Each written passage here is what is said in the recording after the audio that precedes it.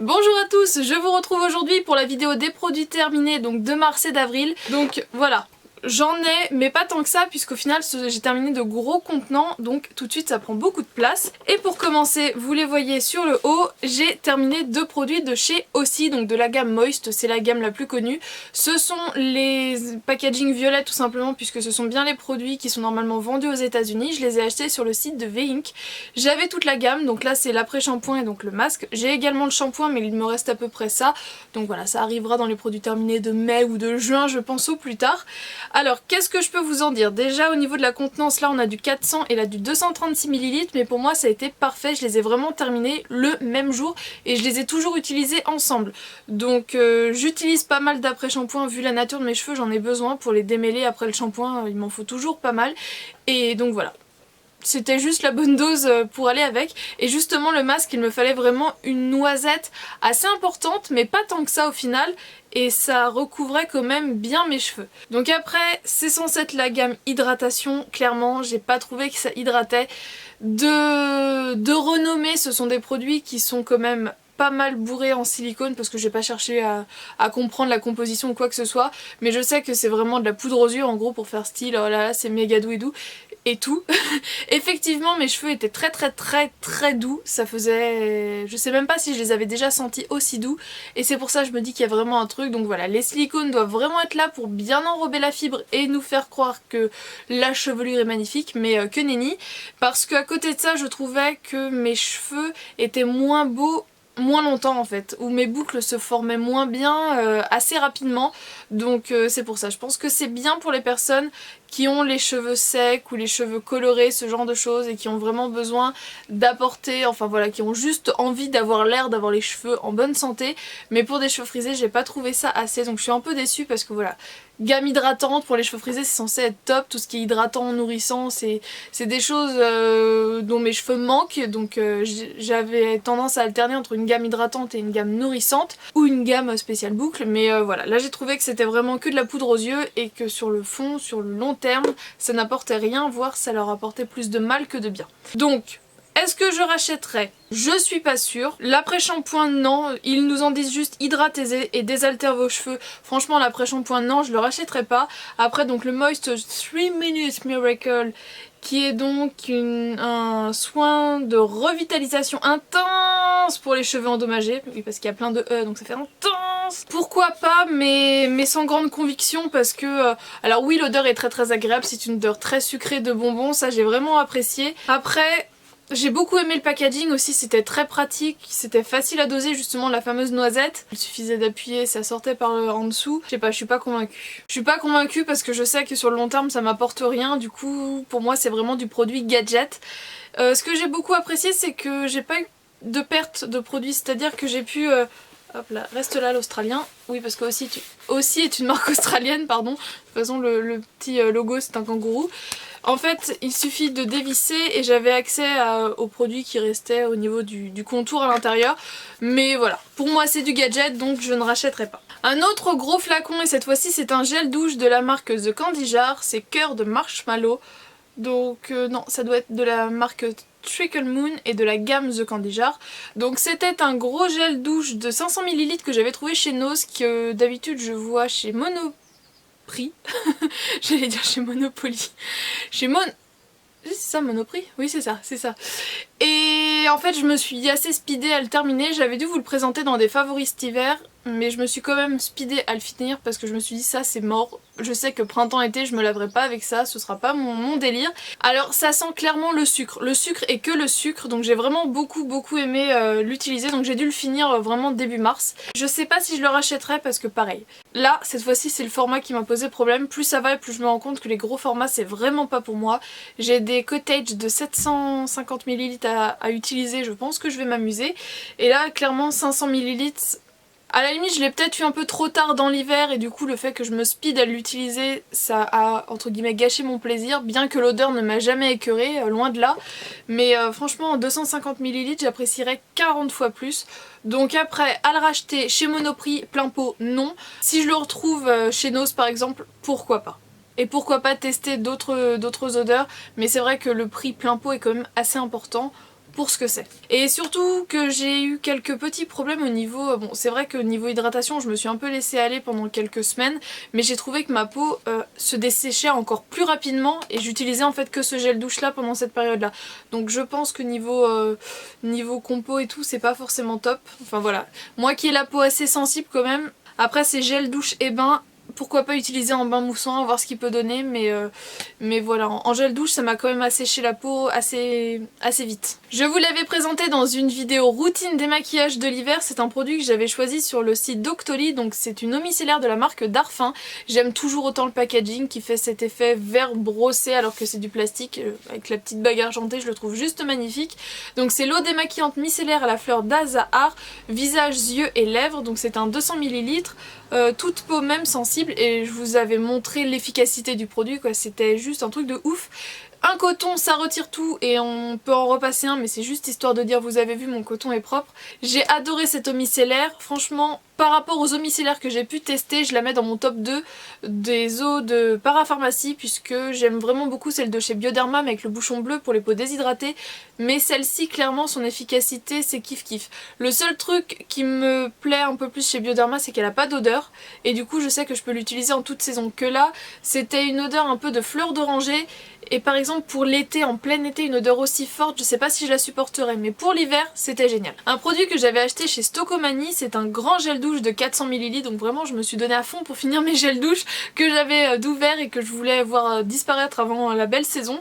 Donc c'est le douche crème lait d'amande et miel, hydrate et nourrit, donc c'est un format de 400 ml, donc quand même, finir 2 gels douche de 500 et de 400 ml en un mois et demi, je trouve que je me suis quand même pas mal débrouillée. Donc après je gaspille pas, hein, il suffit que je me lave avec et que je me lave les mains tout simplement. Et voilà, ça part un peu plus vite. Donc au niveau de l'odeur, c'était sympa. C'était une petite odeur miel amande, mais c'était rien de bien fou non plus, hein. C'était quand même du gel douche assez classique. Après au niveau de la texture, c'était vraiment une texture crème qui moussait relativement bien, mais ça n'a pas été un coup de cœur de fou. Donc voilà, j'ai testé, j'étais contente de tester. J'ai encore d'autres gels douche de chez Freshia, mais plus dans des odeurs estivales. Mais voilà, j'ai testé, je suis contente. Je vous les conseille franchement si vous aimez bien comme ça les grands formats et que ce soit des produits qui respectent quand même bien la peau parce que c'est quand même testé sous contrôle dermatologique. Allez-y, en plus ça coûte pas très cher chez Stoco, mais c'est pas le coup de cœur de fou. J'ai terminé un produit de la gamme au beurre de karité et d'argan, c'est comme ça qu'ils disent? Non, juste karité et argan du Petit Marseillais. Donc là c'est l'huile élixir soin avant shampoing, toucher soyeux, matière sublimée pour les cheveux secs à très secs. C'est je sais pas combien de flacons que j'utilise comme ça. Celui-ci je l'avais acheté chez Action, donc je l'avais pas payé très cher quand j'avais été en petite virée aux Actions de Cholet. Donc vous voyez que je l'ai acheté donc en décembre, donc voilà il m'a fait à peu près 3 mois, 4 mois. Donc en sachant que je fais 2 shampoings par semaine, si ça peut clairement vous donner un ordre d'idée de la durée. Donc voilà, 4 mois, un flacon de 150 ml utilisé 2 fois par semaine. Donc j'enrobe quand même bien mes cheveux pour que l'huile soit bien partout, histoire que en gros j'en mets de là aux pointes. Je l'aime toujours autant. Donc là j'ai d'autres huiles à terminer, mais c'est vraiment un soin que je vous conseille si vous avez vraiment les cheveux très secs. Un autre habitué des produits terminés, le soin démêlant du Petit Olivier, donc toujours 3 huiles, olive, karité et argan.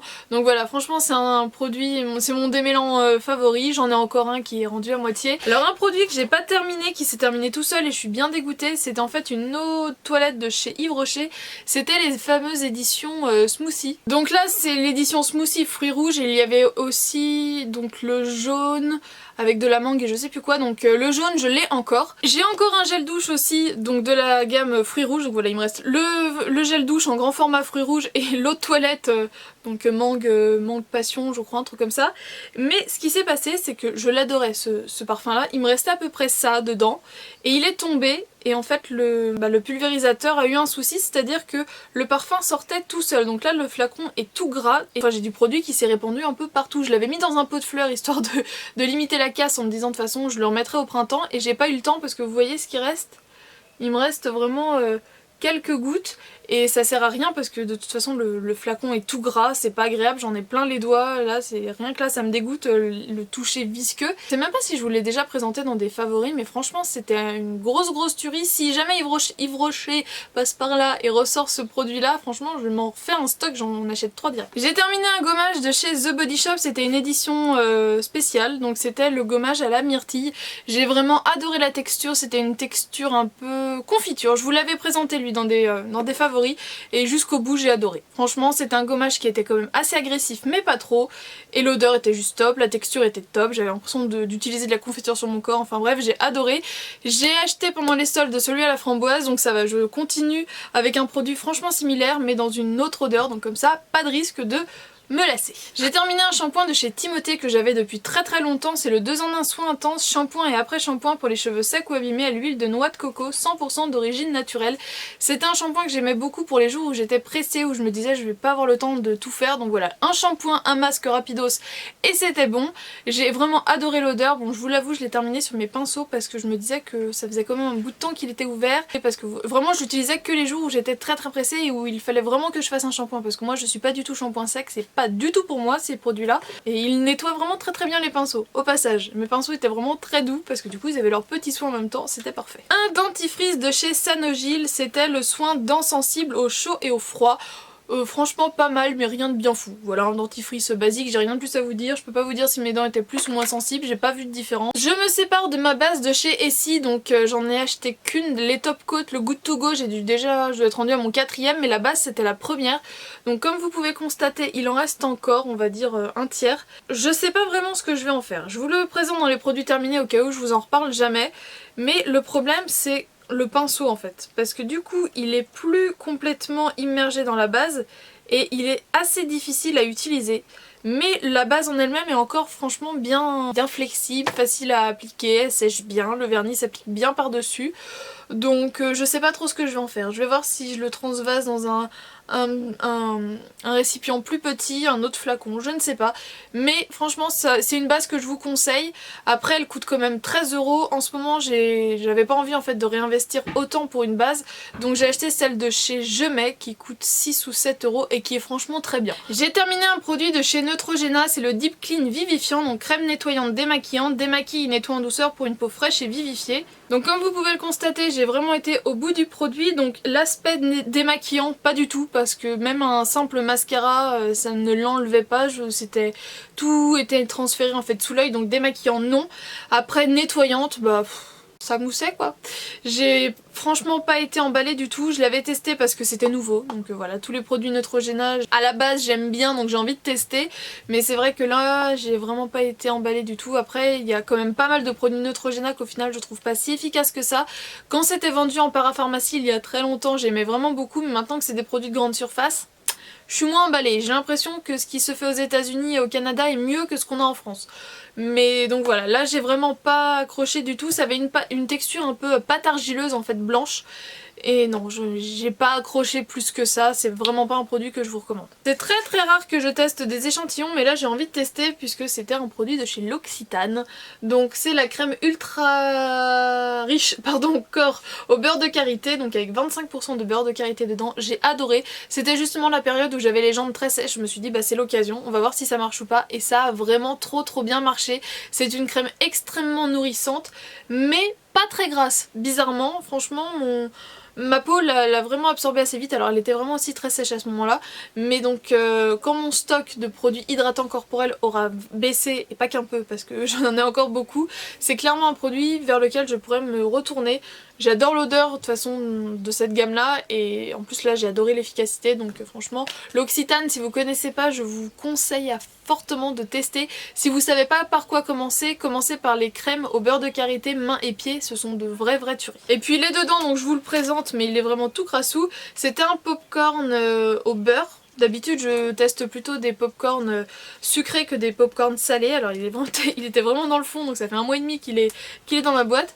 Donc c'est le Pop Chocorn. J'avais dû l'acheter chez Nose. J'ai bien aimé, mais c'était vraiment beaucoup trop gras, donc je sais que je recraquerai pas pour ça. Voilà, c'était sympa à tester, mais trop gras. Et bien voilà, j'espère que cette petite session produits terminés vous a plu. Moi j'ai adoré encore terminer les choses. Quand je vois des produits se terminer, c'est la grande joie dans ma tête. Je vous fais d'énormes bisous et je vous dis à très bientôt pour une prochaine vidéo. Ciao!